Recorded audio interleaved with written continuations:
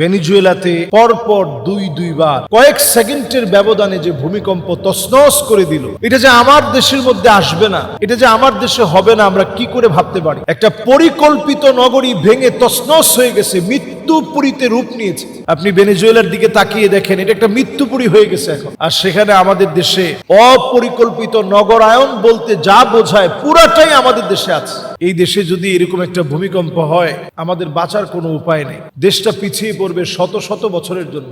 মানুষ উদ্ধার হওয়া তো দূরে থাক, এই শহর একেবারে বসবাস চলাচলের অনুপযোগী হয়ে যাবে। বিল্ডিং গুলো সব মুখ থুবড়ে পড়বে, সবগুলো সেজদা অবনত হয়ে যাবে। আজকে বড় আফসোস, এত দেশের বিপদগুলো আমরা দেখি, বড় বড় ভূমিকম্প আসার আগে পূর্ব দিকে ভূমিকম্প আসবে, এরপরেও আমরা বুঝি না আমাদের জন্য আযাব চলে আসতেছে। এই যে পূর্ব দিক, মানে মায়ানমারকে আপনি পূর্ব দিক ধরতে পারেন, ইন্ডিয়াকে ধরতে পারেন, এরপরে আপনার এই বদ্বীপের মতো ছোট্ট বাংলাদেশের আশেপাশের যে দেশগুলো আছে সবগুলারই আপনি পূর্ব দিকের দেশ হিসেবে যদি ধরেন, এই পূর্ব দিকে ভূমিকম্প হবে। আমরা দেখতে পাচ্ছি একটার পর একটা সিরিজ ভূমিকম্প সারা দুনিয়ার মধ্যে শুরু হয়েছে। জাপানে ভূমিকম্প হলো, এখন ভেনেজুয়েলাতে ভূমিকম্প হলো, মিয়ানমারে ভূমিকম্প হয়েছে, ইন্দোনেশিয়াতে ভূমিকম্প হয়েছে, তুরস্কে ভূমিকম্প হয়েছে, আফগানিস্তানে ভূমিকম্প হয়েছে, অনেক দেশে ভূমিকম্প হয়েছে। কিন্তু আল্লাহ তাআলা কি অপার দয়া, আমাদের এই বাংলাদেশটাকে আল্লাহ তাআলা এখনো হেফাজতে রাখছেন। কোরআনুল কারীমের একটি আয়াত আপনাদেরকে স্মরণ করিয়ে দিতে চাই। আল্লাহ তাআলা বলছেন, আওয়ালা ইয়ারাউনা আন্নাহুম ইফতানুনা ফি কুল্লি আমিন মাররাতান আও মাররাতাইন সুম্মা লা ইয়াতুবুনা ওয়ালা হুম ইয়াযাক্কারুন। প্রত্যেকটা বছরে আল্লাহ তাআলা এক অথবা একের অধিক আল্লাহ তাআলা বিপদ দিয়ে থাকেন। কখনো কখনো প্লাবন হয়, বন্যা হয়, আবার ভূমিকম্প হয়, ভূমিধস হয়। আল্লাহ তাআলা কত রকমের আযাব দেন।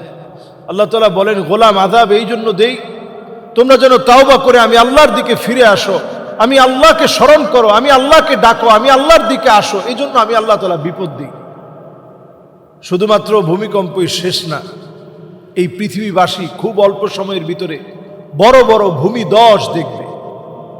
এই খেলা নিয়ে আমরা মাতোয়ারা হয়েছি। আপনারা এবার দেখবেন, নিশ্চিত করে আপনারা লিখে রাখেন, খেলার মাঠের ভিতরে অনেক বড় বড় এই বছর খেলার মাঠের ভিতরে বিপর্যয় ঘটবে। এটা আপনারা লিখে রাখতে পারেন আজকে খাতা কলম। কিভাবে বিপর্যয় ঘটবে এটা আপনারা বিশ্বকাপ শেষ হওয়ার আগ পর্যন্ত দেখতে থাকেন, আপনারা বিপর্যয়গুলো আপনাদের চোখে চোখে আপনারা দেখবেন। আল্লাহ তাআলা মুসলমানদেরকে কাঁদিয়ে এই উল্লাস আর আল্লাহ তাআলা দেখতে চান। এই পৃথিবীর ভিতরে যখন গান বাজনা, মদ, জুয়া, অশ্লীলতা, পাপাচার যখন হালালের মতো মানুষ করা শুরু করবে, ফালিয়ারতাকিবু ইনদা যালিকা রিহান হামরা, চতুর্দিক থেকে আগুন ঘেরাও করে ফেলবে। আমার মনে হয় সে সময় চলে আসছে।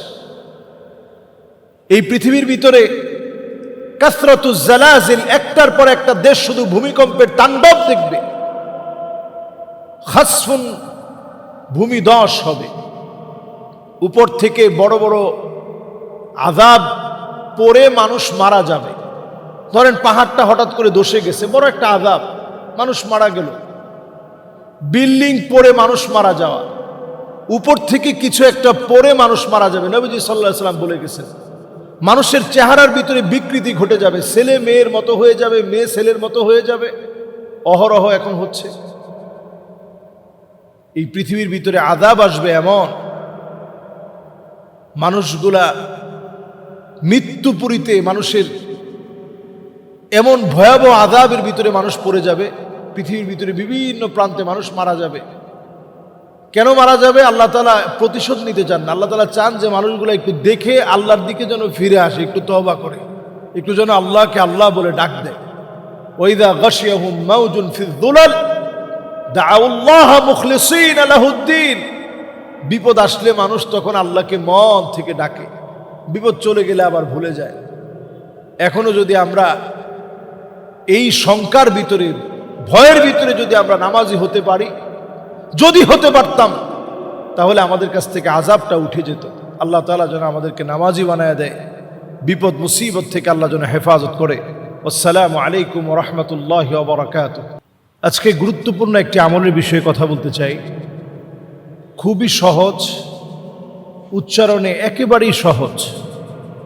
আল্লাহর কাছে এটি এত দামি একটি আমল যেটি মানুষের ইচ্ছা শক্তিকে পরিপূর্ণ করে, মানসিকভাবে প্রশান্তি আসে, হতাশা দুর্দশা থেকে আল্লাহ তাআলা হেফাজত করে, প্রাণবন্ত জীবন যাপনে আপনাকে উৎসাহী করে তুলে।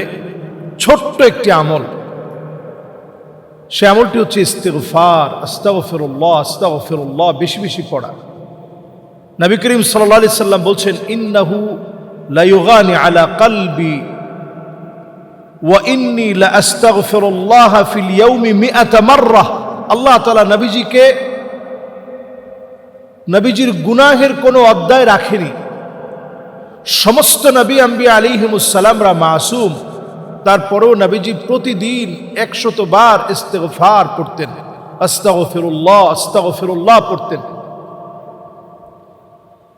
যদি আমরা আমাদের জীবনে ইস্তিগফারকে যদি সঙ্গী বানিয়ে নিতে পারি, মান লাজিমাল ইস্তিগফার জাআলাল্লাহু লাহু মিন কুল্লি দায়কিন মাখরাজা ওয়া মিন কুল্লি হাম্মিন ফারাজা। ইস্তিগফার আপনার এমন আপন বিষয়, যদি আপনি আপন বানিয়ে নিতে পারেন, বিপদে পড়ে গেছেন, মুসিবতে পড়ে গেছেন, অনেক বড় ক্লান্তি দুশ্চিন্তা আপনাকে গ্রাস করে ফেলেছে, আপনি যদি ইস্তিগফারটা পড়তে পারেন প্রপারলি, ইনশাআল্লাহ সমস্ত বিপদের রাস্তা বন্ধ হয়ে যাবে। আল্লাহ তাআলা আপনার বের হওয়ার রাস্তা আল্লাহ তাআলা বাতলে দিবেন। সুতরাং বাঁচার জন্য, মানার জন্য, নিজেকে পরিবর্তন করার জন্য আসুন আমরা ইস্তিগফারের আমল করি।